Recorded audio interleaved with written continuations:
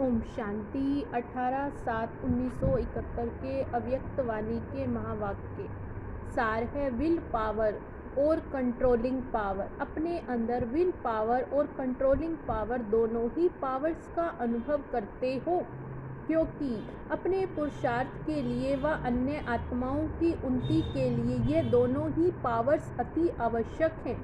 अगर अपने में ही कंट्रोलिंग पावर और विल पावर नहीं है तो औरों को भी विल कराने की शक्ति नहीं आ सकती।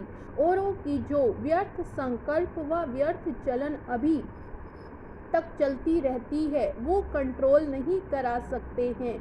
विल पावर नहीं रहती। विल पावर अर्थात जो भी कुछ किया संकल्प वाणी द्वारा व कर्म द्वारा वह सभी बाप के आगे विल अर्थात अर्पण कर दे। जैसे भक्ति मार्ग में जो कुछ करते हैं, खाते हैं, चलते हैं, जो कहने मात्र कहते हैं ईश्वर अर्पणम।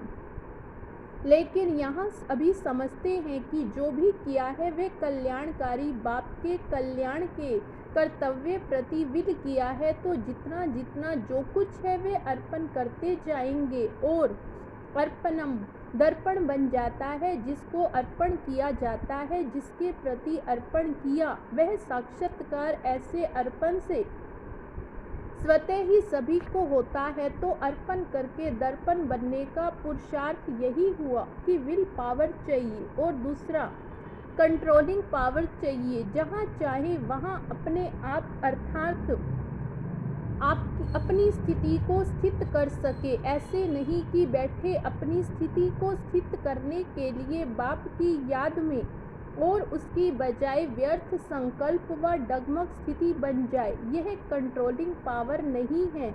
एक सेकंड से भी कम समय में अपने संकल्प को जहाँ चाहे वहाँ टिका सके। अगर स्वयं की स्थिति को नहीं टिका सकेंगे तो औरों को आत्मिक स्थिति में कैसे टिका सकेंगे। इसलिए अपनी स्टेज और स्टेटस दोनों की समृद्धि सदा रहे, तब ही लक्ष्य की सिद्धि पा सकेंगे। तो विल पावर और कंट्रोलिंग पावर दोनों के लिए मुख्य क्या याद रखें जिससे दोनों पावर्स आए। इन दोनों पावर्स के पुरुषार्थ का एक एक शब्द में ही साधन है। कंट्रोलिंग पावर के लिए सदैव महान अंतर सामने रहे और ऑटोमेटिकली जो श्रेष्ठ होगा उस तरफ बुद्धि जाएगी। जो व्यर्थ महसूस होगा उस तरफ बुद्धि ऑटोमेटिकली नहीं जाएगी। जो भी कर्म करते हो तो महान अंतर, शुद्ध और अशुद्ध, सत्य और असत्य, स्मृति और विस्मृति में क्या अंतर है,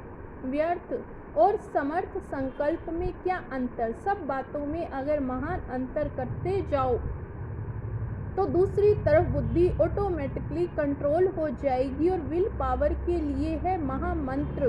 अगर महान अंतर और महामंत्र ये दोनों ही याद रहें तो कभी बुद्धि को कंट्रोल करने के लिए मेहनत नहीं करनी पड़ेगी। यह सहज है। तो पहले चेक करो अर्थात अंतर सोचो, फिर कर्म करो। अंतर नहीं देखते, अलबेले चलते रहते हैं।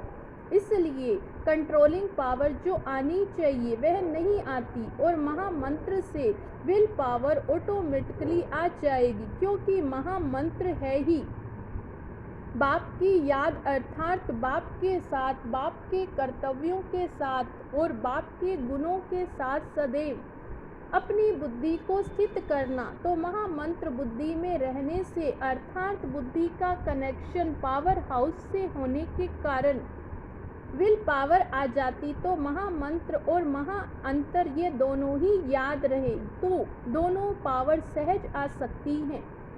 महामंत्र और महान अंतर दोनों स्मृति में रख फिर ज्ञान का नेत्र चलाने से देखो सफलता कितनी होती। जैसे सुनाया था ना, हंस का कर्तव्य क्या होता है, वह सदैव कंकड़ और रत्नों का महान अंतर करता है। तो ऐसे ही बुद्धि में सदैव महान अंतर याद रहे तो महामंत्र भी सहज याद आ जाएगा। जब कोई श्रेष्ठ चीज को जान जाते हैं तो नीचे की चीज से स्वतः ही किनारा हो जाता, लेकिन अंतर याद न होने से मंत्र भी भूल जाता है और ज्ञान के यंत्र जो मिले हैं वे पूर्ण रीति सफल नहीं हो पाते। तो अब क्या करेंगे? सिर्फ 2 शब्द याद रखना है, हंस बनकर अंतर करते जाओ। समझा? जैसे बाप दादा के 3 मुख्य रूप हैं तो सर्व संबंध फिर भी 3 संबंध मुख्य हैं। ऐसे ही सारे दिन के अंदर आपके ही मुख्य 3 रूप आपको याद रहना चाहिए। जैसे बाल अवस्था, युवा अवस्था, वृद्ध अवस्था होती, फिर मृत्यु होती है, ये चक्र चलता है। तो सारे दिन में 3 रूप कौन से याद रहे जिससे स्मृति भी सहज रहे और सफलता भी ज़्यादा हो। जैसे बाप के ये 3 रूप वर्णन करते हो वैसे ही आपके 3 रूप कौन से हैं? सवेरे